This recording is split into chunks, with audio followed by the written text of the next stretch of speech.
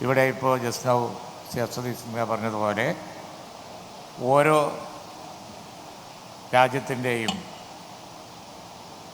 ചരിത്രത്തിൽ വളരെ പ്രത്യേകതയുള്ള ചില മൊമെൻസുകളുണ്ട്.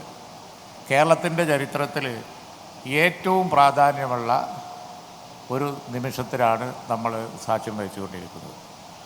വളരെ കാലമായി പറഞ്ഞുകൊണ്ടിരുന്ന വ്യാവസായിക വളർച്ചയ്ക്ക്, വ്യാപാര വളർച്ചയ്ക്ക്, അതുണ്ടാക്കുന്ന നമ്മുടെ ജനങ്ങളുടെ ജീവിതത്തിൽ, സാധാരണക്കാരുടെ ജീവിതത്തിൽ അതുണ്ടാക്കുന്ന വ്യത്യാസത്തിന് ഒരു വലിയ കുതിപ്പ് ഉണ്ടാക്കുന്ന നിമിഷം എന്നാണ് ഞാൻ അർത്ഥമാക്കിയത്.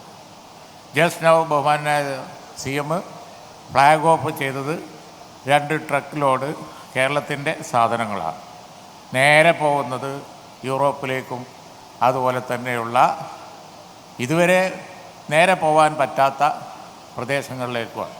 എന്ന് പറഞ്ഞാൽ നാളെ നമുക്ക് നമ്മുടെ ക്യാഷ് പോവും, കയറ് പോവും, ഹാൻഡ്ലൂംസ് പോവും. ഞങ്ങൾ നേരത്തെ ഒരു ഇൻട്രാക്ഷനിൽ അവരുമായി ഇരുന്നപ്പോൾ ഞങ്ങൾ അവരോട് റിക്വസ്റ്റ്, ഞാൻ ബഹുമാന മുഖ്യമന്ത്രിയുടെ സാന്നിധ്യത്തിൽ ഞങ്ങൾ പറഞ്ഞു, നിങ്ങൾ റോഡ് ഷോ നടത്തണം. കാഷ്യൂവിന് വേണ്ടി, കയറിന് വേണ്ടി, ട്രഡീഷണൽ ഇൻഡസ്ട്രിക്ക് വേണ്ടി നമുക്ക് അയക്കാവുന്ന അനവധി സാധനങ്ങളുണ്ട്.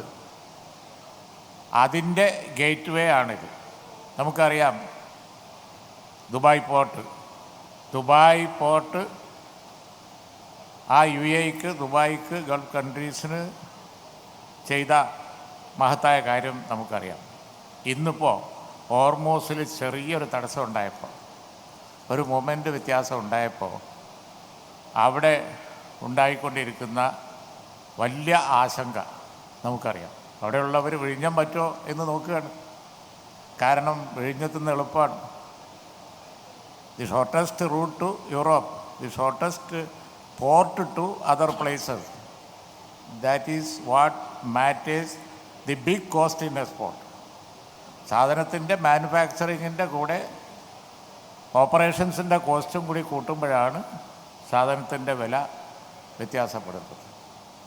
അതാണ് ഓയിലിനും മറ്റു സാധനങ്ങൾക്കും അവിടെ സംഭവിക്കുന്നത്. എങ്കിൽ നമ്മുടെ സാധനങ്ങൾക്ക് വരാവുന്ന ഓപ്പർച്യൂണിറ്റി, അവസരം, അത് കണ്ട് അതിനനുസരിച്ച് നമ്മൾ ഒരുങ്ങിയാൽ വലിയ വ്യത്യാസം ഉണ്ടാവും. ബഹുമാനായ മുഖ്യമന്ത്രിയുടെ പുതിയ കേരളം പിറക്കും.